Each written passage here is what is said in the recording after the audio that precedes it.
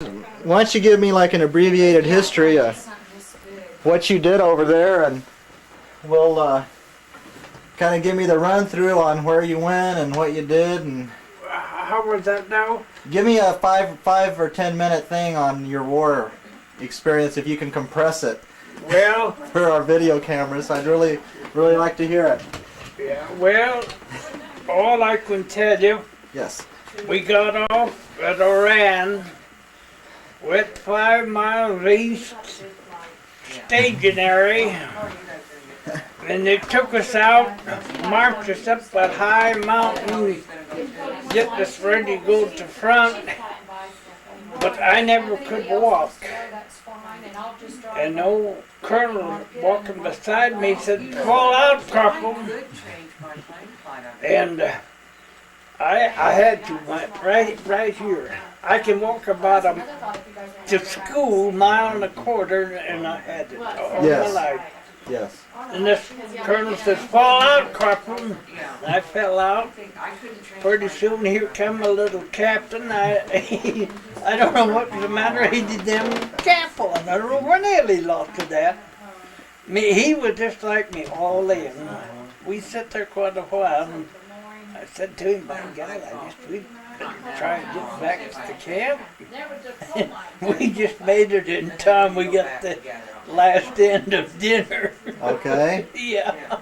Well, yes. Well, I'm interested in what countries did you go to? And let's see, you went to Africa, and then you went up. Then you went into Europe. The little island of Corsica. Mm-hmm. Yes. But the first sergeant gave me a trip to Switzerland, which I wanted to see all my life. Yes. And then after that, we went to this, what the hell is the name of that other little island there? Then we went to southeast corner and landed in France. Okay. And then we went from there to Marseille. Yes. And they gave me a free trip to Paris. And I'll tell you, if you go there, go to Ziegfeld College. Okay. Man, don't forget that. Go there, your old eyes will look that big. I'm telling Yes. you, boy. Yes. But I just seen just a little part of Germany. I never seen just a little, just at the borders.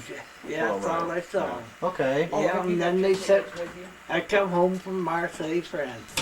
Yes. I drove, first time I was over there, we was out on the road. Hey, Mary, we're going to do it tomorrow. And Bring your ticket out, and when you come out in the morning, bring your tickets and we'll match them up for sure.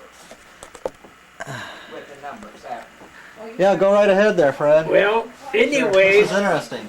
after was around there at dessert, nothing. Yeah. Absolutely nothing. Just bombed to pieces. Oh, that's a shame. But it's a port. Ships come in, but that's all they didn't destroy the port. And ships come in there, and we checked them. They took supplies, the trucks way out in the country.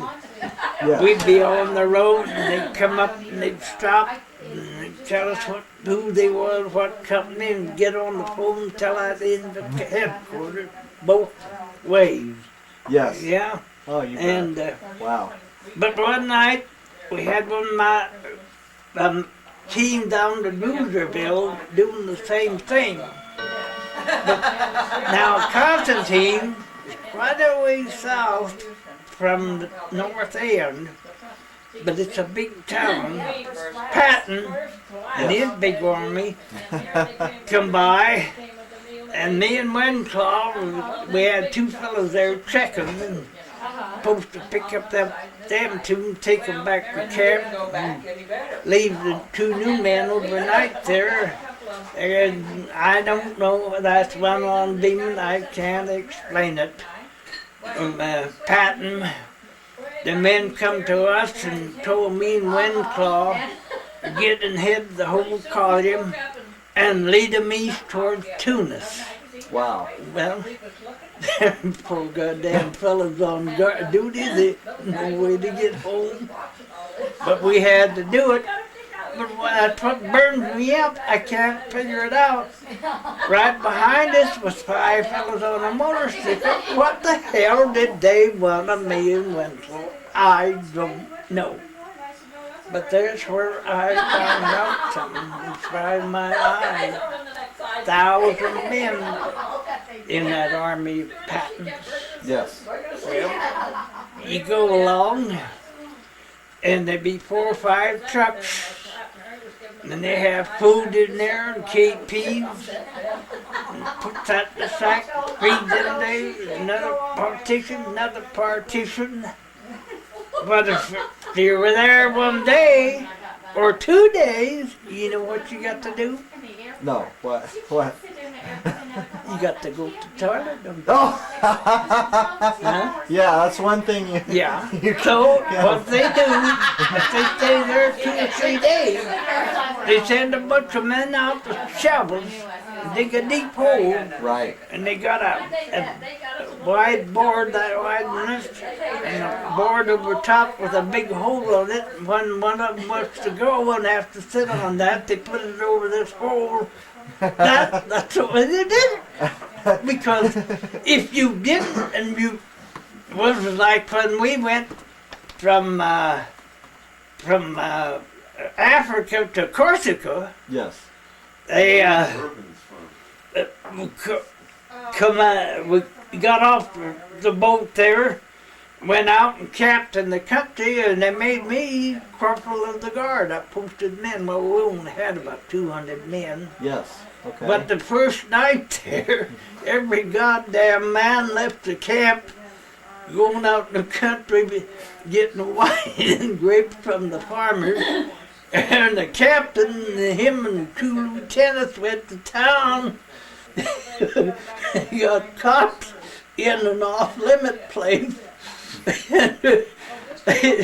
Put him in jail and sent a man out. And the sergeant, other sergeants was all going out getting wine. So who gets it? I had to. Me, I was a corporal. Yeah. So it took me in, and where this fellow was, where the captain, these other 2 lieutenants, got an off-limit sign, but there wasn't nothing in there. Boy, did he give the captain hell. Oh, Jesus Christ, he rode his tail, I tell you. He says, "You!" Wait a minute. Uh-oh. He says, "You're the boss of that camp for 3 days. And this captain here stays there 3 days." Yes. But Jesus Christ, man. We didn't have no toilets. Sure. We went over there in a day or two, 150 men. We had to get the hell out of there. Okay. Yeah. So the captain come in, and he says, "Well, Corporal, you're the boss. What do you want us to do today?" I said, "Captain, whatever you have planned for today, why don't you go ahead and do it? If you want to go the road to the left up the island, looking for a place to stay, or the east, go ahead." But I said, where I can cool things off, Captain, I've been thinking about it quite a while. I don't want a boss. I didn't want a boss. I did not want a boss, nothing. But I says, "Captain, I think I got an idea. If anybody damn fool come do looking for you, I'll go to the motor pool and I'll tell that guard there that if he comes looking once the captain, I told that guard, now by God, if they come there looking for the captain, see if he's still there, you tell them that a colonel come along and took him away, and they won't contest the colonel." Now I said, "You tell him that." Yes. Well, he would. I said, "By God, you either throw it out. I'm the boss here. I'll put you on KP for a week. You do what I tell you." By God, they did. But the next day, goddamn, I was tickled. They come back, and then they went up to this town, went to the west end up high, kind of a mountain, and on the top there was a big chateau, lots of rooms, lots of places. And the captain went there, and they took the place off, and they sent a man back about 10 o'clock. Beman, call all your guards in, call them all in, we're moving.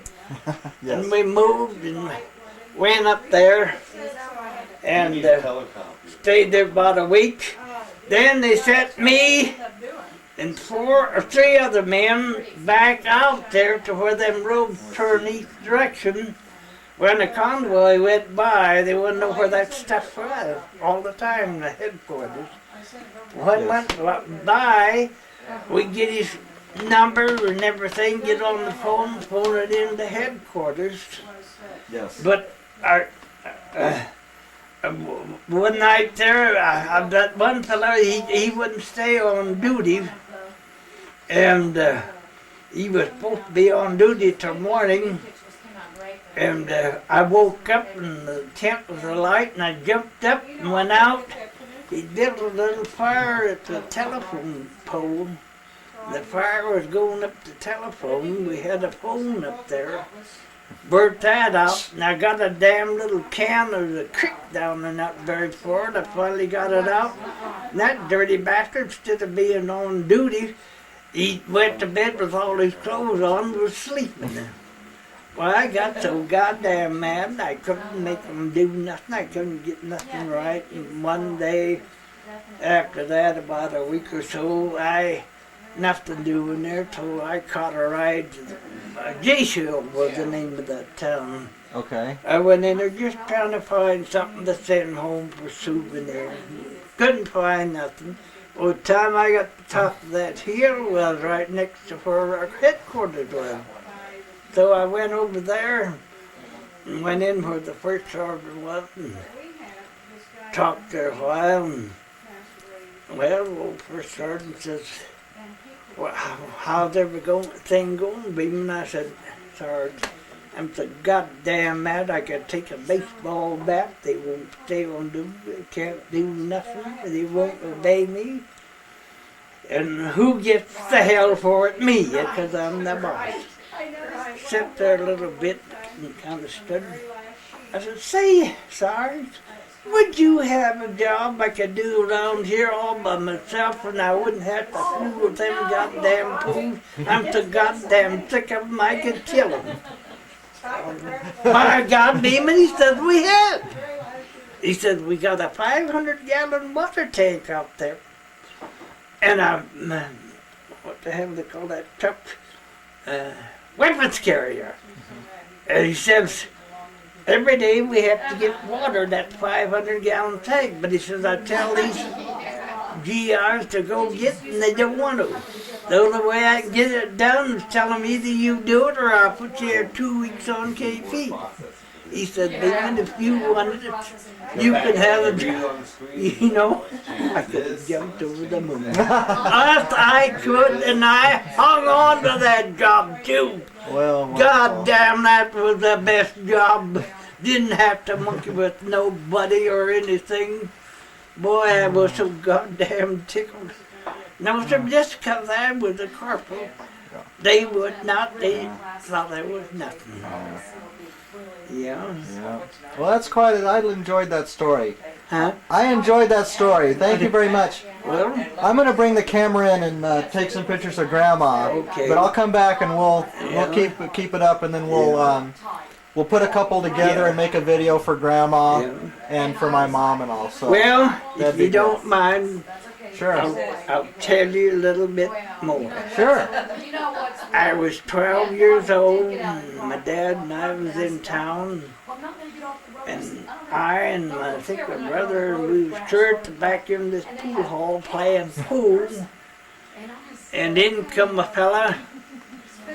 He said to the fella that run the place, said, is there a kid in here named Kid Beman?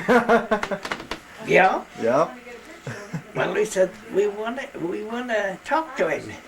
Well, he says he's way back there playing pool. That's him back there playing pool.